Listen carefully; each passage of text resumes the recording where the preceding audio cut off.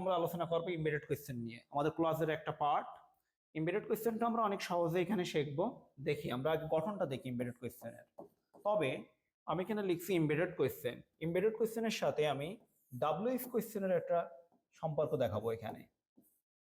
আমরা WH question সম্পর্কে সবাই পরিচিত, যে ডাব্লিউএইচ ওয়ার্ড দিয়ে যে কোয়েশ্চেন গুলো করা হয় সেগুলোকে আমরা সাধারণত ডাব্লিউএইচ কোয়েশ্চেন বলি। তাহলে এমবেডেড কোয়েশ্চেনটা কি আমরা একটু দেখি। দেখেন, শুরুতে থাকবে আমাদের কি একটা পিসি থাকবে, মানে শুরুতে একটা কি থাকবে, পিসি, প্রিন্সিপাল ক্লাস। তারপরে থাকবে আমাদের কোয়েশ্চেন ওয়ার্ড। কোয়েশ্চেন ওয়ার্ড বলতে এটাকে আমরা ডাব্লিউএইচ ওয়ার্ডও বলতে পারবো। কোয়েশ্চেন ওয়ার্ড না বলে এটাকে আমরা কি বলতে পারবো, ডাব্লিউএইচ ওয়ার্ড। তারপরে আমাদের থাকবে একটা সাবজেক্ট, তারপরে কি থাকবে, ভার্ব। তারপরে যদি অবজেক্ট থাকে অবজেক্ট বসাবো, না থাকলে বসাবো না। এখন প্রশ্ন হলো, এই যে এইটা পুরোটাই হলো আমাদের এমবেডেড কোয়েশ্চেনের গঠন। যে শুরুতে একটা কি থাকবে, প্রিন্সিপাল ক্লাস। শুরুতে একটা কি থাকবে, প্রিন্সিপাল ক্লাসের গঠন কি, সাবজেক্ট ভার্ব। অবজেক্ট থাকতেও পারে, নাও থাকতে পারে। শুরুতে কি থাকবে, প্রিন্সিপাল ক্লাস, তার গঠন কি, সাবজেক্ট ভার্ব। অবজেক্ট থাকতেও পারে, নাও থাকতে পারে। এভাবে আমাদের আসবে ব্যাপারটা। দেখেন, এখন প্রশ্ন হলো, আমার শেষে আমি কি চিহ্ন ব্যবহার করব, ফুল স্টপ না জিজ্ঞাসা চিহ্ন? এটা নিয়েও আমরা অনেক সময় ভুল করে ফেলাই। দেখেন, প্রিন্সিপাল ক্লজটা যদি আমার অ্যাসার্টিভ সেন্টেন্স হয়, মানে সাবজেক্ট ভার্ব অবজেক্ট এভাবে যদি থাকে, তাহলে আমার শেষে কি হবে, ফুল স্টপ হবে। শেষে কি হবে, ফুল স্টপ। আর প্রিন্সিপাল ক্লজ যদি কখনোই ইন্টারোগেটিভ আকারে থাকে, তাহলে শেষে আমার কি হবে, জিজ্ঞাসা চিহ্ন হবে। তাহলে এমবেডেড কোয়েশ্চেন হতে হলে অবশ্যই একটা প্রিন্সিপাল ক্লাস থাকতে হবে। এমবেডেড কোয়েশ্চেন হতে হলে অবশ্যই একটা প্রিন্সিপাল ক্লাস থাকতে হবে। তারপরে আমাদের কি আসবে, ডাব্লিউএইচ ওয়ার্ড বা যেটাকে আমরা কোয়েশ্চেন ওয়ার্ড বলি। আর তারপরে আমাদের কি লিখতে হবে, সাবজেক্ট। তারপরে কি লিখতে হবে, ভার্ব। আর অবজেক্ট থাকতেও পারে, নাও থাকতে পারে, বাক্যের উপরে ডিপেন্ড করবে। আর শেষের চিহ্ন ফুল স্টপ হবে কি কোয়েশ্চেন মার্ক হবে, এটা ডিপেন্ড করবে আমাদের পিসির উপরে। প্রিন্সিপাল ক্লজ যদি অ্যাসার্টিভ হয়, শেষে হবে ফুল স্টপ। আর প্রিন্সিপাল ক্লজ যদি ইন্টারোগেটিভ হয়, তাহলে শেষে আমাদের ইন্টারোগেটিভ চিহ্ন হবে। এখন দেখেন, আমি দুটো বাক্য লিখি। মনে করেন আমি লিখলাম যে I know where she leaves. এই যে বাক্যটা আমি লিখলাম, এই অংশে এই যে এটাকে আমরা কি বলবো, পিসি। এটা আমাদের পিসি। আর এই হোয়ারটা কি, ডাব্লিউএইচ ওয়ার্ড। হোয়ারটা কি, ডাব্লিউএইচ ওয়ার্ড। সেটা কি, কেন সাবজেক্ট। লিভসটা কি, ভার্ব। তাহলে আমাদের গঠনের সাথে মিলে যায় না? শুরুতে একটা পিসি আছে, তারপরে কোয়েশ্চেন ওয়ার্ড মানে ডাব্লিউএইচ ওয়ার্ড, তারপরে আমাদের সূত্রে কি আসে, সাবজেক্ট, তারপরে কি আসে, ভার্ব। এখন শেষে আমার চিহ্ন কি হবে, আই নো। এটা তো পিসি, পিসিটা কিসে আছে, অ্যাসার্টিভে আছে, সেই জন্য শেষে আমার কি হবে, ফুল স্টপ হবে। তবে বাক্যটা যদি এমন হতো যে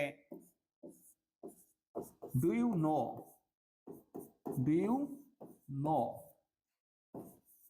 হোয়ার শি লিভস। এখন দেখেন, ডু ইউ নো এটা আমার পিসি। পিসিটা এখন কিসে আছে, আমার ইন্টারোগেটিভে আছে। তাহলে বাক্যের শেষে কি হবে, ইন্টারোগেটিভ চিহ্ন হবে। এটা মনে রাখতে হবে। এখন স্টুডেন্টরা আমাদের কি করে, ভুলটা কোন জায়গায় করে দেখেন, do you know where does she live লিখে ফেলাই। অনেকে ভুল করে এখানে কি করে, do you know where does she live লেখে। এটা শুনতে ভালো দেখা যায়, তবে কি এটা কি হবে, আমাদের মূল নিয়মে কি বলা আছে, একটা পিসি থাকবে, তারপরে কোয়েশ্চেন ওয়ার্ড। এই যে কোয়েশ্চেন ওয়ার্ড, এটা কি আমাদের কোয়েশ্চেন ওয়ার্ড, বা এটাকে আমরা ডাব্লিউএইচ ওয়ার্ড বলতে পারি। তারপরে কি থাকবে, সূত্রে আবার বলা আছে সাবজেক্ট, সে এখানে কি সাবজেক্ট। তারপর সূত্রে কি বলা আছে, ভার্ব, লিভস এখানে ভার্ব, আর এই বাকি কোনো অবজেক্ট নেই। আর শেষে আমি কোয়েশ্চেন মার্ক ব্যবহার করছি, কারণ আমার পিসিটা কিসে আছে, পিসি কেন ইন্টারোগেটিভ বাক্য। পিসি যদি ইন্টারোগেটিভ বাক্য হয়, তাহলে শেষে কোয়েশ্চেন মার্ক হবে। আর পিসি যদি অ্যাসার্টিভ সেন্টেন্স হয়, সেক্ষেত্রে শেষে কি হবে, ফুল স্টপ হবে। এই ছিল এমবেডেড কোয়েশ্চেনের মূল ফর্মুলা। এখন এমবেডেড কোয়েশ্চেনের সাথে আমরা যদি ডাব্লিউএইচ কোয়েশ্চেনের সম্পর্ক দেখাই, এমবেডেড কোয়েশ্চেন আর ডাব্লিউএইচ কোয়েশ্চেন সম্পূর্ণ ভিন্ন। বেসিক্যালি ডাব্লিউএইচ কোয়েশ্চেনের গঠনটা যদি আমি দেখাই, শুরুতে আমাদের কি আসবে, ডাব্লিউএইচ ওয়ার্ড আসবে। শুরুতে কি আসবে, ডাব্লিউএইচ ওয়ার্ড। তারপরে কি থাকবে আমাদের, বেসিক্যালি কোয়েশ্চেনে যেটা আসে, তারপর আমাদের থাকবে অক্সিলারি ভার্ব। তারপর আমাদের কি থাকবে, অক্সিলারি ভার্ব, অক্সিলারি ভার্ব। তারপর আমাদের কি থাকবে, সাবজেক্ট। তারপর আমাদের কি থাকবে, মেইন ভার্ব। তারপরে শেষে যদি অবজেক্ট থাকে অবজেক্ট লিখবো, না থাকলে লিখবো না, তবে শেষে অবশ্যই একটা কোয়েশ্চেন মার্ক থাকবে। এটা হলো আমাদের ডাব্লিউএইচ কোয়েশ্চেনের গঠন। এটা আমাদের কিসের গঠন, ডাব্লিউএইচ কোয়েশ্চেনের গঠন। দাও আমি যদি বলি যে হোয়ার ডাজ শি লিভ, এখন এটা লেখা যাবে। দেখেন, আগের ওই বাক্যের সাথে আমি একটু মিল করছি, যে আগের বাক্য লিখছিলাম যে I know where she leaves, I know where she leaves, I know ওখানে প্রিন্সিপাল ক্লজ ছিল, তাই হোয়ার শি লিভস লিখতে আমি বাধ্য ছিলাম।